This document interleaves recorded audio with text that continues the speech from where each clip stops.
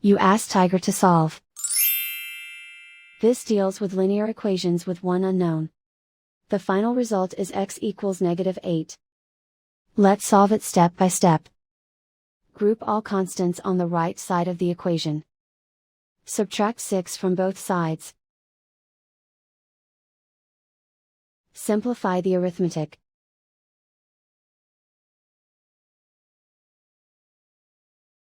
Isolate the x. Multiply both sides by 2.